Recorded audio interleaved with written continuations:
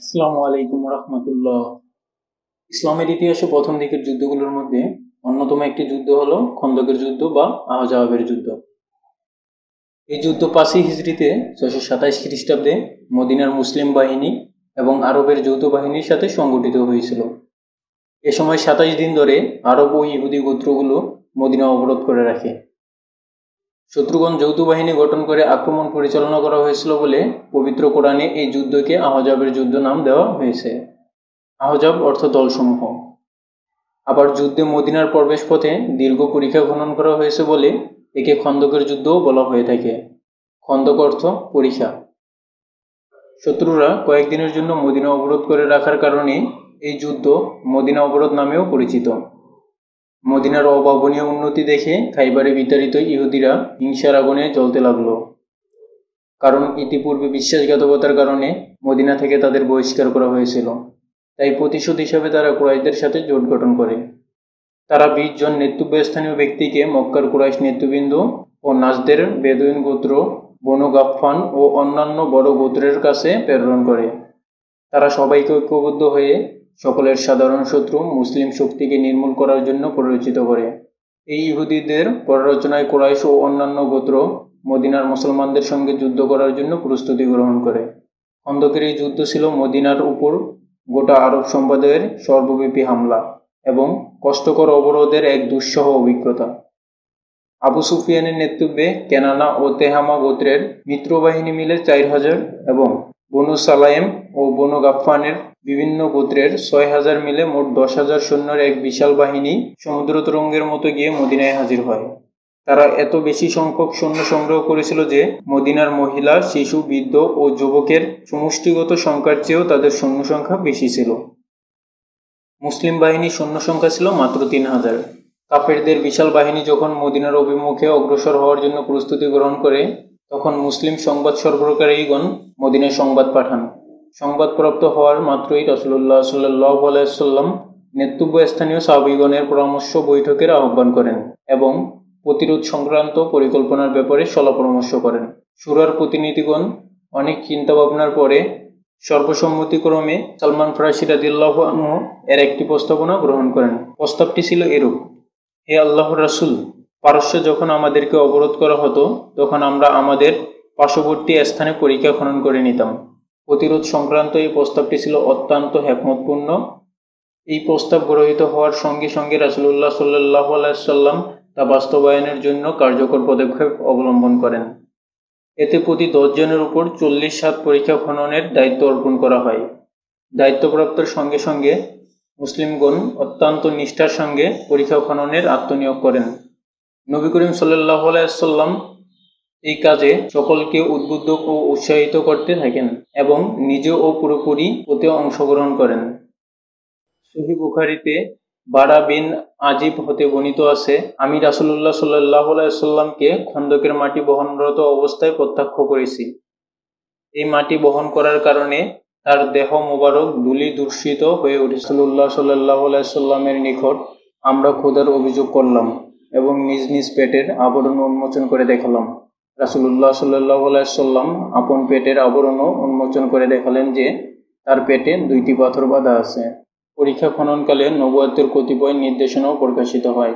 সহিহ বুখারীর বর্ণনায় আছে যে নবী করিম সাল্লাল্লাহু আলাইহি ওয়াসাল্লামের তীব্র ক্ষুধার ব্যাপারটা অবগত হয়ে জাবির বিন আব্দুল্লাহ রাদিয়াল্লাহু আনহু একটি বরকির বাচ্চা জবাই করেন এবং তার স্ত্রী এক সা আনুমানিক 2.5 কেজি জব পিষে আটা তৈরি করেন।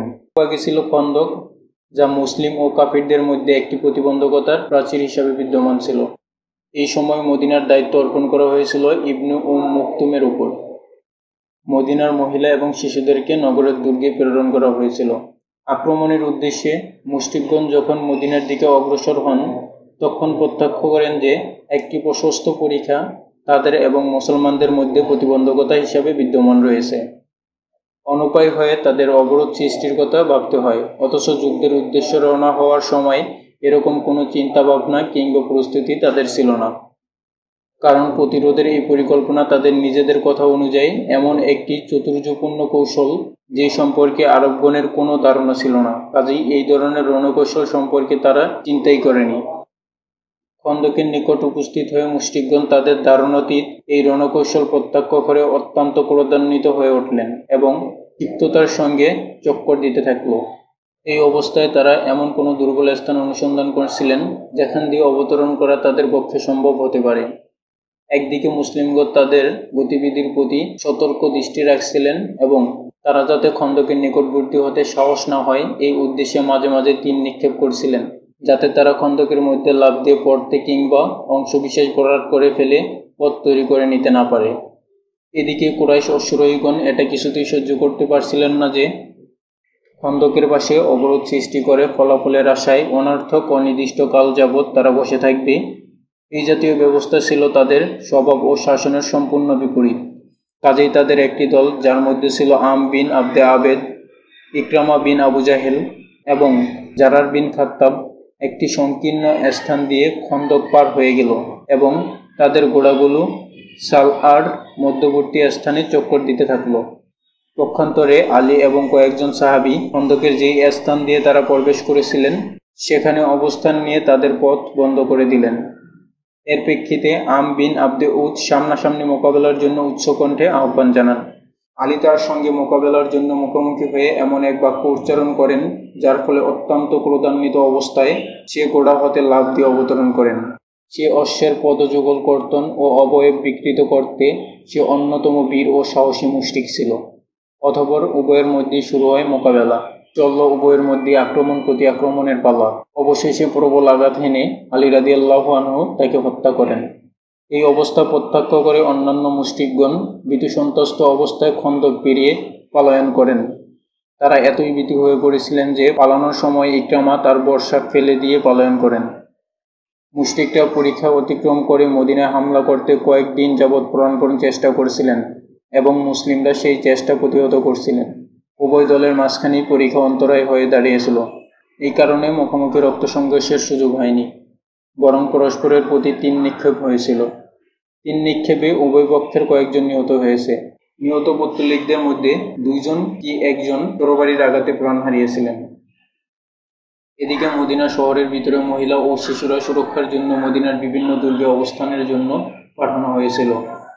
আর দক্ষিণে অবস্থানরত বনু কুরাইজা নামক শেষ ইহুদি উপজাতির সাথে মুসলিমরা একটি চুক্তি স্বাক্ষর করেছিলেন যে তারা যুদ্ধে নিরপেক্ষ অবস্থানে থাকবে। পিছনের সব পথ সুরক্ষিত থাকায় মুসলমানরা তাদের সমস্ত বাহিনীকে পরীক্ষা রক্ষায় নিয়োজিত করেছিলেন। মুসলমানদের প্রতিরক্ষা দুর্বল করার জন্য মুশরিক বাহিনী বনু নাজির গোত্রের দুর্বৃত্ত নেতা ওয়াইল ইবনে আখতারকে পাঠানো হয়, যাতে বনু কুরাইজাকে মুসলমানদের বিরুদ্ধে যুদ্ধ করার জন্য ষড়যন্ত্র ও কুচক্রান্ত শুরু করে দেয়। বেশ কয়েকবার চেষ্টা করার পর তারা বনু কুরাইজাকে তাদের পক্ষে নিয়ে আসতে সক্ষম হয়। এখন মুসলমানরা উভয় দিক থেকে আটকা পড়েছিল এবং মুসলিম মহিলা ও শিশুরা ছিল সম্পূর্ণ অরক্ষিত। মুসলিমরা এই ঘটনা জানতে পারার আগেই বনু কুরাইজার গুপ্তচররা মদিনার অভ্যন্তরে এসে মহিলা ও শিশুদের আক্রমণ করার পরিকল্পনা শুরু করে দেয়। এমনই একটি ঘটনা, বনু কুরাইজার কয়েকজন গুপ্তচর একটি দুর্গে প্রবেশের চেষ্টা করেছিলেন, যেখানে রাসূলুল্লাহ সাল্লাল্লাহু আলাইহি ওয়াসাল্লাম এর ফুফু অন্যান্য মুসলিম মহিলাদের সঙ্গে ছিলেন। একজন গুপ্তচর দুর্গের উপরে ওঠার চেষ্টা করার সাথে সাথে রাসূলুল্লাহ সাল্লাল্লাহু আলাইহি ওয়াসাল্লাম এর ফুফু তরবারির আঘাতে তাকে হত্যা করেন। মুসলমান নারী ও শিশুদের নিরাপত্তায় রাসূলুল্লাহ সাল্লাল্লাহু আলাইহি ওয়াসাল্লামের ফুফুর এই বীরত্বপূর্ণ কাজের দারুণ প্রভাব পড়ল। এর ফলে গুপ্তচররা ভুল ধারণা হয় যে দুর্গগুলো সুরক্ষিত ছিল, বাস্তবে তা ছিল সম্পূর্ণ অরক্ষিত। গুপ্তচর থেকে ভুল তথ্য পেয়ে বনু কুরাইজা আক্রমণ করতে ইতস্ততা করে, অথচ সেখানে কোনো সৈন্য ছিল না। তবে কুরাইশ সৈন্যদের সাথে নিজেদের একত্রতা প্রকাশের প্রমাণ দেওয়ার জন্য তারা তাদেরকে নিয়মিতভাবে খাদ্য সামগ্রী সরবরাহ করেছিলেন। এক পর্যায়ে মুসলমানরা সেই রসদের মধ্যে থেকে 20টি উট কেড়ে নেয়। মোট কথা, ইহুদিদের অঙ্গীকার ভঙ্গনের খবর পাওয়ার সাথে সাথে রাসূলুল্লাহ সাল্লাল্লাহু আলাইহি ওয়াসাল্লাম এই ব্যাপারে মনোযোগী হন। বেশ কয়েকটি দল তৈরি করে মদিনার রাস্তায় ক্রমাগত পাহারার ব্যবস্থা করেন। যদি দুর্গগুলোতে আক্রমণ করা হয় তাহলে মুসলিম মহিলাদের অস্ত্র ব্যবহারের অনুমতিও দেওয়া হয়েছিল। একই সাথে টহলরত মুসলমানরাও তাদের সহায়তায় দ্রুত চলে আসতে পারতেন। এভাবে কিছুদিন যাওয়ার পর রাসূলুল্লাহ সাল্লাল্লাহু আলাইহি ওয়াসাল্লাম তাদের ঐক্য নষ্ট করার পরিকল্পনা শুরু করেছিলেন। তিনি একজন বার্তাবাহক প্রেরণ করেছিলেন বনু গাতফান গোত্রের কাছে। তাদের প্রস্তাব দেওয়া হয়েছিল অর্থের বিনিময়ে পিছু হটার জন্য, তবে এই চেষ্টা ব্যর্থ হয়েছিল। অতঃপর রাসূলুল্লাহ সাল্লাল্লাহু আলাইহি ওয়াসাল্লাম নাঈম ইবনে মাসউদ রাদিয়াল্লাহু আনহু নামক এক সাহাবীকে শত্রু শিবিরে প্রেরণ করেছিলেন। মিত্রবাহিনীর নেতারা নাঈম ইবনে মাসউদ রাদিয়াল্লাহু আনহুকে বেশ শ্রদ্ধা করতেন এবং তারা জানতেন না যে তিনি যুদ্ধ শুরু হওয়ার আগে গোপনে ইসলাম গ্রহণ করেছেন। নাঈম ইবনে মাসউদ রাদিয়াল্লাহু আনহু মিত্রবাহিনীর মধ্যে বঙ্গন তৈরি করতে সক্ষম হয়েছিলেন। ইতিমধ্যে অবরোধের কয়েক সপ্তাহ ধরে চলছিল। অনাহার, ক্লান্তি এবং শীতের কঠোর আবহাওয়ার কারণে মুসলমানরা তাদের সীমার দ্বার প্রান্তে চলে গিয়েছিল। কিন্তু আস্তে আস্তে মিত্রবাহিনীর সৈন্যদের মধ্যে হতাশা দেখা দিল। মিত্রবাহিনীও শীতের কঠিন আবহাওয়ায় কাবু হয়েছিল। অবরোধের পঞ্চম সপ্তাহের সময় আবহাওয়া অত্যন্ত জড়ো ও ঠান্ডা হয়ে উঠল। শক্তিশালী বাতাসে মিত্রবাহিনীর শিবিরের অনেক ক্ষতি হয়, তাদের খাদ্য মজুদ ধ্বংস হয়ে যায়।